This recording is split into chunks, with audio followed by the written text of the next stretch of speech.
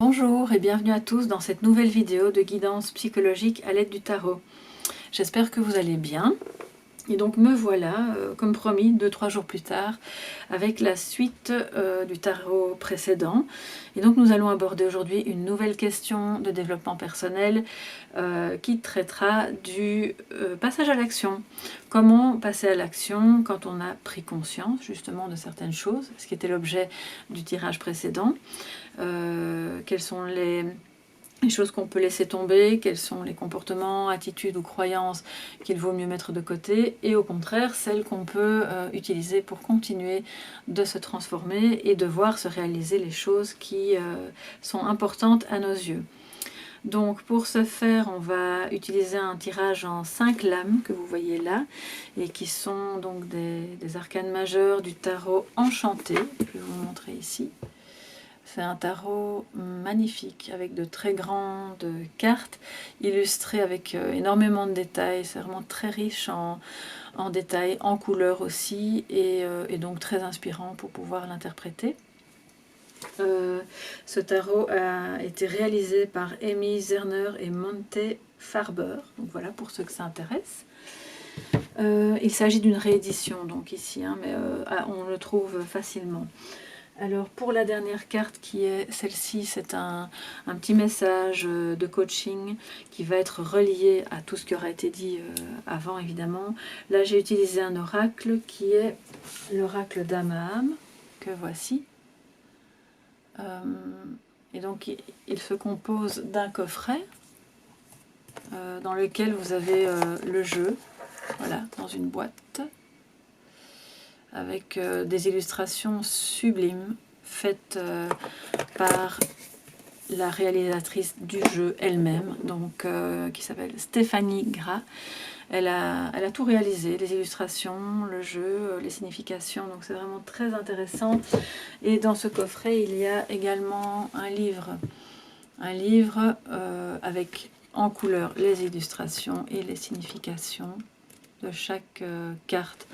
Donc c'est vraiment un puits de connaissances et d'inspiration aussi. Et donc on va l'utiliser aujourd'hui pour cette dernière carte. Voilà. Alors dans les 5 premières cartes que vous voyez là, qui vont donc nous guider dans ce passage à l'action, on va voir en premier lieu ce que vous pouvez laisser tomber, tout simplement, pour continuer d'avancer sur votre chemin, dans votre transformation. Alors quand on dit ce que vous pouvez laisser tomber, je ne parle pas ici de laisser tomber quelqu'un, mais plutôt de laisser tomber une forme de pensée ou un comportement qui n'est plus approprié, parce que voilà, vous avez changé, la situation n'est plus la même non plus, et donc c'est peut-être quelque chose qui vous freine et qu'il sera bon de laisser de côté. La deuxième carte ici va nous parler de votre besoin aujourd'hui, de ce qu'il vous faudrait pour vous sentir bien et de ce que vous pourriez mettre en action pour justement continuer de progresser. La troisième carte ici va nous parler de la force sur laquelle vous pouvez vous appuyer. Alors cette force peut être intérieure comme extérieure, soit vous allez compter sur quelque chose que vous avez en vous, une ressource personnelle, soit sur quelque chose que quelqu'un d'autre, proche de vous ou moins proche de vous, pourrait vous apporter pour vous soutenir dans cette démarche de passage à l'action. La quatrième carte ici va nous parler d'une aide justement qui vient de l'extérieur. Donc là, c'est concrètement à vous d'identifier au moment où on interprétera la carte de qui il pourrait s'agir ou de quoi, parce que ça peut être une ressource autre qu'une personne, et c'est une aide concrète qui va vous permettre d'avancer dans ce passage à l'action. La cinquième carte ici va nous parler de la toute première chose à faire, soit au niveau mental, soit au niveau de la mise en pratique réelle pour que vous puissiez passer à l'action. Et enfin, la carte du petit message positif final pour clôturer ce tirage. Donc voilà, je vous ai présenté les jeux. On va donc commencer à interpréter les cartes que j'ai brassées comme d'habitude, retournées face contre table, et on va les découvrir ensemble maintenant. La toute première carte, ce que vous pouvez laisser tomber. Et nous avons le diable. Alors, voilà. voyez, les illustrations sont très très riches, très, très complexes aussi. Il y a plein de choses à dire, puisque la carte du diable, c'est avant tout la carte de l'enfermement, de l'impulsivité, ça peut être la carte de la manipulation aussi. Donc le diable, ici, symbolise les choses moins bonnes que vous auriez pu faire, ou les choix moins bons que vous auriez pu faire parce que quelqu'un vous a dit que c'était bien, ou parce que vous avez réellement cru que c'était la chose à faire à ce moment-là, même si au fond de vous une petite voix vous disait de ne pas le faire ou de ne pas choisir cette voie-là. Donc ne pas céder à ses impulsions, ne pas agir trop vite, ne pas se laisser enfermer non plus dans des croyances limitantes.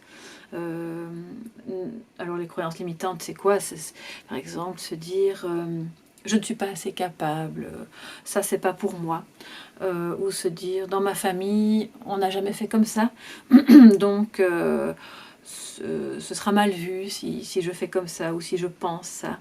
Donc voilà, et alors il y en a mille et une, hein, je ne vais pas toutes les citer ici, vous voyez bien de quoi je parle. Et donc cette carte du diable vient se mettre justement en première position dans ce que vous pouvez franchement laisser tomber.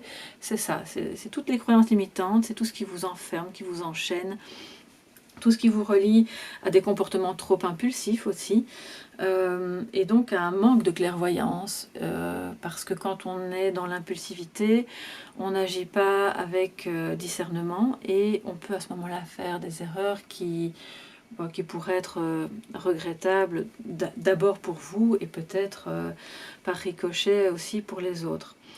La carte du diable, c'est le 15e arcane majeur du tarot. Et donc, il nous dit aussi que, comment expliquer, vous pourriez vous sentir obligé ou être dans une forme de, je ne vais pas dire d'addiction, mais de quelque chose qui vraiment vous tient et duquel vous n'arrivez pas à vous détacher. Parce que pendant X années, vous avez fait comme ça, ou vous avez travaillé avec telle personne, ou vous avez été en couple avec telle personne, et que c'est compliqué pour vous de vous détacher, soit de quelqu'un, soit d'une situation, soit d'une manière de penser.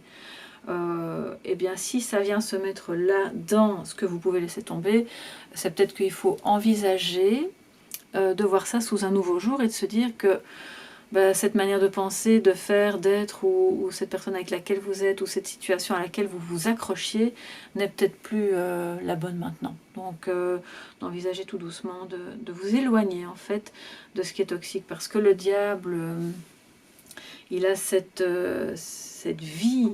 Évidemment, il est très vivant, donc on a tous besoin d'une petite partie de lui pour avancer, mais à trop forte dose, il devient vraiment toxique et très limitant, très obsédant aussi. Donc voilà, se méfier de ce genre de comportement. Alors s'il s'agit d'un projet, la première chose à laisser tomber, puisqu'on est dans cette case-là, ce serait toute forme de pensée obsédante. Donc, si vous vous dites « Oh, zut, on est confiné, là, le truc que je voulais mettre en place, c'est pas possible, et finalement, ça occupe tout votre esprit, toute la journée, ça vous enferme. » Bon, laissez ça de côté, parce qu'en fait, ça va vous freiner encore plus d'avoir des pensées obsessionnelles par rapport à ce projet ou cette situation.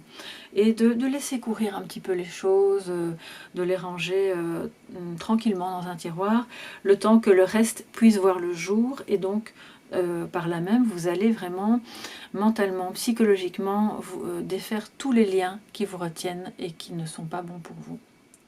Ça, c'était donc pour la première carte. Alors la deuxième, ici au-dessus, va nous parler de votre besoin aujourd'hui. On va un petit peu voir quels sont vos besoins. Et encore une fois, quand je dis vous, c'est pour tout le monde, hein, c'est moi y compris. Et on a la carte du pape. Voilà. Enfin, ici il l'appelle le hiérophante, mais voilà, ça correspond donc à la carte du pape. Alors cette carte, elle nous parle en fait de l'enseignement. Le pape, dans le tarot de Marseille, est vraiment l'archétype de celui qui enseigne, qui transmet, qui a un très grand savoir en lui, qui va pouvoir accorder, donner aussi sa foi dans quelqu'un ou quelque chose. Il va, comment expliquer, il est aussi à sa manière le formateur au sens paternel, un peu moins que l'empereur, mais tout de même il a aussi une partie de ça en lui. Et il peut conseiller, il peut conseiller tout en étant d'abord celui qui écoute, parce que pour pouvoir conseiller, il faut d'abord savoir écouter. Et on le voit sur cette carte, les gens qui se recueillent ou qui sont devant lui, à ses pieds, ne sont pas là dans un signe de dévotion, pas du tout. Ils l'écoutent en fait, ils lui demandent aussi main forte, ils lui demandent conseil. Bon, il ne se place pas en Dieu Tout-Puissant, hein, loin de là, mais on le voit avec la couronne de plumes qu'il a au-dessus de la tête, avec un cœur au milieu, que sa connaissance, son savoir, est avant tout un savoir humain, le savoir du cœur, plus que la voix de la raison. Il a cette connaissance illimitée parce qu'elle est reliée à son cœur et au cœur de l'humanité tout entière. Donc, en ça, cette carte est vraiment magnifique puisque votre besoin aujourd'hui est celui-là, d'écouter la connaissance qui est en vous et qui est reliée à votre cœur. Tout ce savoir que vous pouvez vous transmettre à vous-même, non pas spécialement par la voie de la raison, mais par la voie de votre âme, de votre conscience, de votre cœur.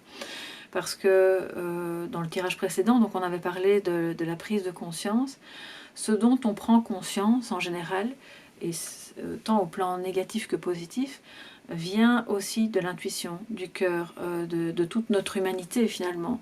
Et donc, voilà, faites appel, votre besoin, il est là, il est dans un besoin d'écouter votre cœur, et donc par extension d'écouter votre enfant intérieur, parce que c'est lui qui joue, c'est lui qui depuis votre naissance est là, soit à bas bruit, soit vraiment en train de s'exprimer, et c'est lui qui vous montre la voie de votre épanouissement, donc écoutez-le.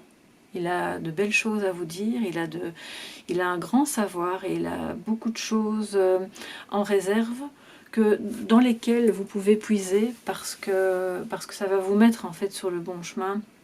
Ça va vous permettre de vous délier de ces liens très serrés qui sont faits par votre mental principalement. Ça peut être d'autres personnes aussi, hein.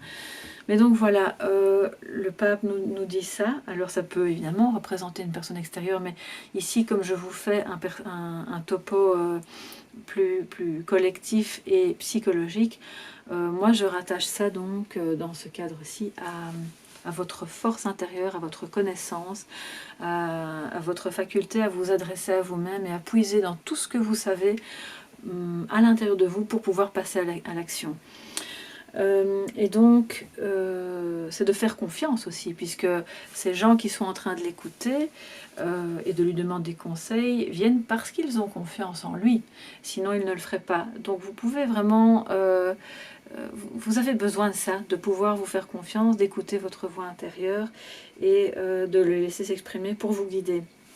Donc ça va être très formateur pour vous, ça va aussi vous permettre par extension, de vous faire entendre si c'est un besoin que vous avez, parce que vous avez peut-être besoin de transmettre, d'enseigner, de faire découvrir aux autres des choses, et on est vraiment dans une période propice pour pouvoir justement transmettre et s'écouter les uns les autres et se faire découvrir les uns aux autres des nouvelles choses. Alors voilà pour cette carte-ci. La troisième carte, la troisième maison, est celle de la force sur laquelle vous allez pouvoir vous appuyer pour passer à l'action. Et on a le chariot. Magnifique. Alors le chariot, donc je vous montre un petit peu les détails. Vous voyez cet homme à cheval qui avance, quoi. Il galope, hein. Il n'est pas du tout à l'arrêt.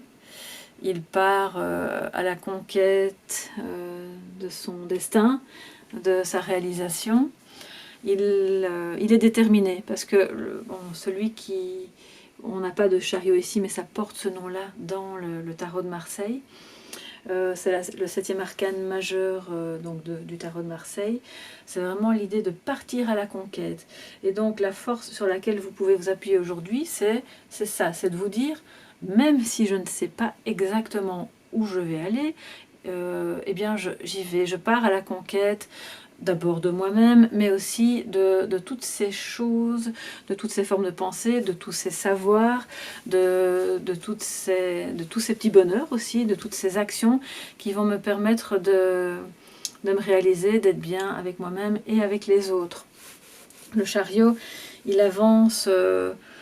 Ouais, il est très déterminé, donc il avance malgré les résistances. Alors ici, en l'occurrence, les résistances, qu'est-ce que ça pourrait être? Ça pourrait être vous-même, vos propres résistances, et les résistances en général sont des peurs. C'est un système de défense qui s'est mis en place au fil de votre éducation, de votre vie, de vos expériences, et qui, au fil du temps, se sont transformées en vraies barrières par moment. Donc là, lui, il avance en fait malgré les résistances.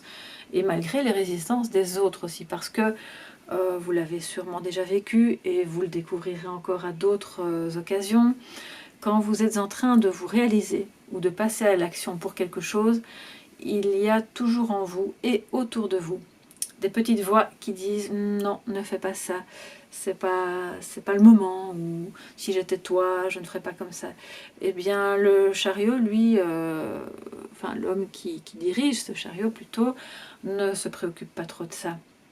Parce qu'au fond, il sait que si il écoute de trop toutes ces voix et ces résistances, il n'avancera pas et il fera du surplace, et donc ce sera vraiment pas du tout productif pour lui ni pour les autres. Qu'est-ce que je peux vous dire d'autre avec le chariot? C'est que il sait... il est vraiment dans une conquête, dans une marche triomphante, comme César avec ses troupes. Voilà, il avançait sans avoir peur de rater ou d'échouer, que du contraire. Et cette marche triomphante, elle est vraiment là pour que vous puissiez surmonter un tiraillement. Donc, sur cette carte-ci, le tiraillement est représenté plutôt par les... Normalement, il y a 2 chevaux dans le tarot de Marseille. Là, on a les bois, comme si c'était un cerf, les bois du cerf. Et l'un et l'autre représentent l'option de gauche, l'option de droite. C'est pas grave, on y va. On ne se préoccupe pas de ceux qui disent oui et de ceux qui disent non. On écoute son cœur, sa connaissance intérieure et son savoir, et on se lance de manière déterminée, ce qui va effectivement nécessiter aussi, dans ce passage à l'action, une certaine constance. Parce que sans constance, la détermination, évidemment, tombe à l'eau, et vos actions ne vont pas durer dans le temps. Donc ça, c'est quelque chose qu'il faut garder à l'esprit, au point de vue de la force sur laquelle vous allez pouvoir vous appuyer. Alors, la 4e carte nous parle d'une aide qui pourrait venir de l'extérieur. Et là, nous avons la tour. Alors ça vient vraiment en écho du tirage précédent, qui bouclait d'ailleurs, si je me souviens bien, le tirage précédent, avec l'éclatement des schémas mentaux. Donc là, très très belle carte, où on voit ici de nouveau le toit qui explose. Hein, la foudre s'abat sur la tour, et donc c'est au plan de la conscience, des schémas qui ne sont plus valables à vos yeux. Vous ressentez profondément dans votre connaissance et dans votre fort intérieur que c'est plus ça. C'est plus la bonne manière de faire, ni de penser. Ce que vous aviez pensé mettre en place n'était peut-être pas la bonne chose. Et la situation actuelle vous le fait voir, mais vraiment de plein fouet, donc c'est assez brutal. Et ça paraît négatif en soi, mais en réalité, ce qui est brutal n'est pas toujours négatif, dans le sens où ça vous fait progresser de manière beaucoup plus rapide et de manière peut-être beaucoup plus inattendue aussi. Donc en soi, c'est vraiment très positif.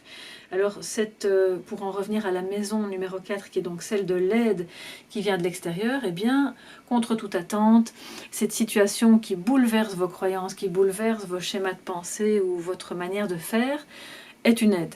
Est une aide pour vous faire avancer, pour vous faire, pour vous permettre de vous sentir plus déterminé, justement pour ne pas vous laisser aller, et parce que vous n'avez pas envie en fait d'être enfermé et d'être soumis à des circonstances extérieures qui ne sont pas bonnes pour vous.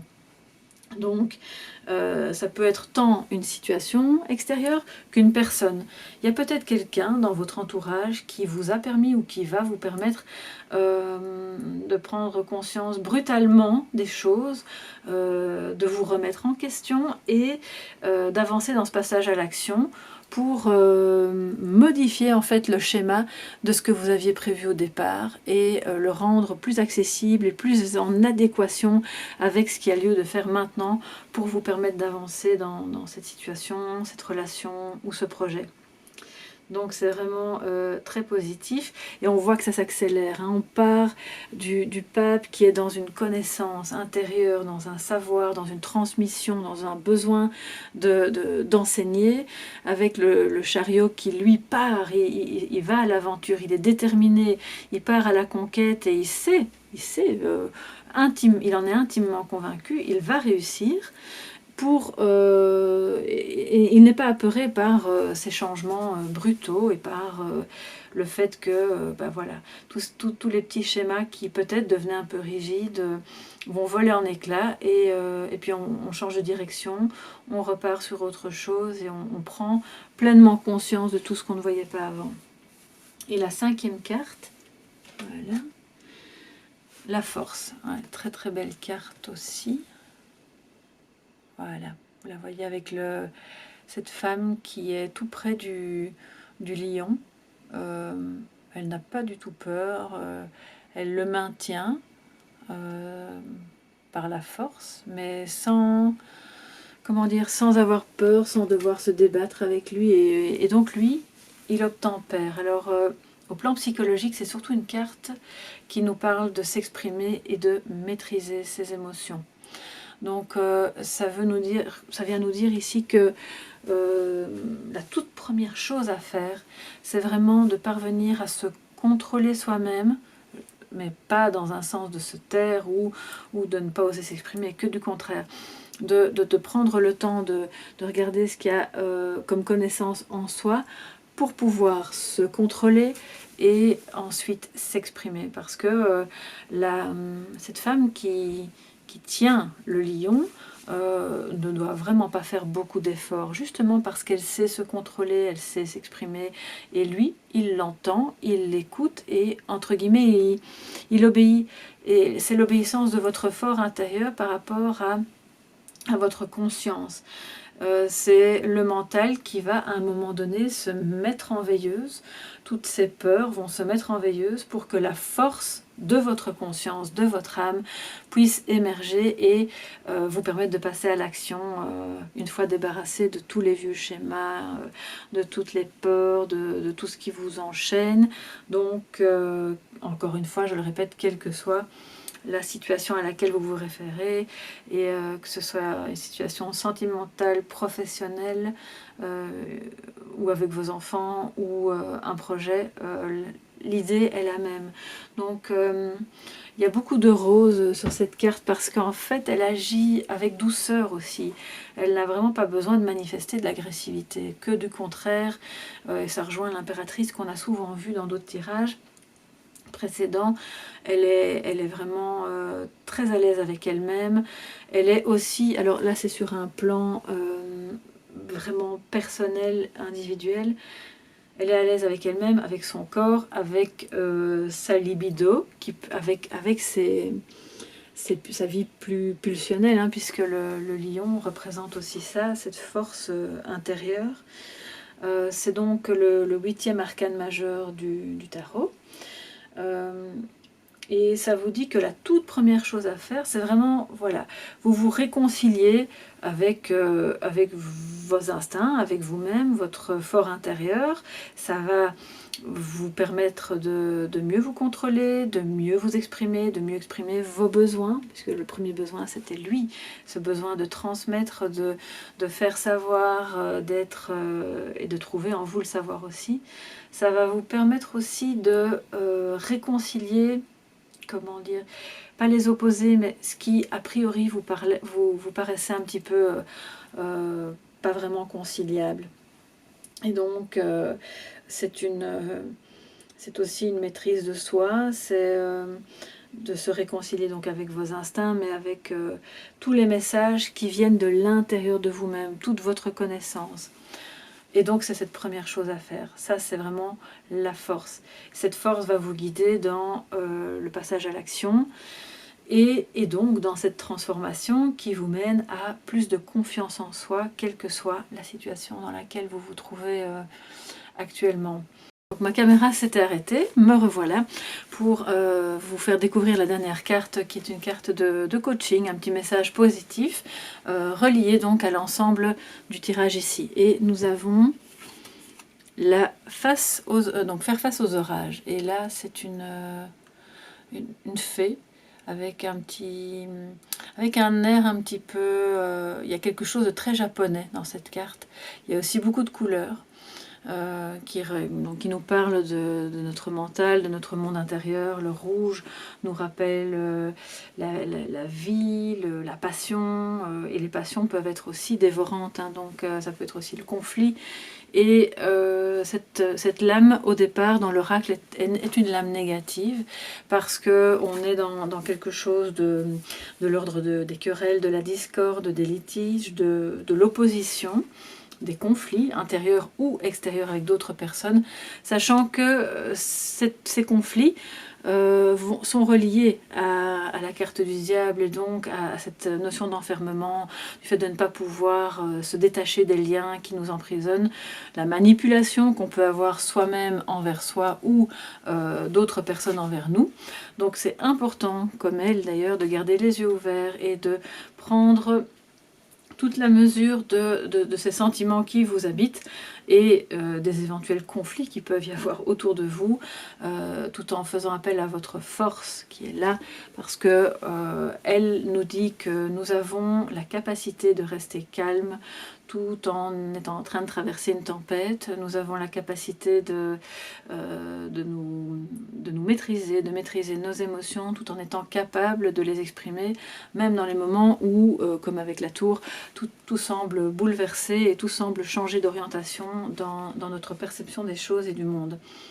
Alors, elle observe les passions donc en face, on le voit, et elle encourage à apprendre à mieux les contrôler. En fait, cette fée, elle exprime dans ce climat hostile qu'il vous faut trouver la force de ne jamais baisser les bras. Quelle que soit la situation, quelle que soit votre impression de ne pas avancer ou de ne plus être capable ou de ne pas avoir les outils nécessaires, ce ne sont que des sensations, des impressions, des pensées, des croyances limitantes, hein, le diable, qui, encore une fois, vous freinent.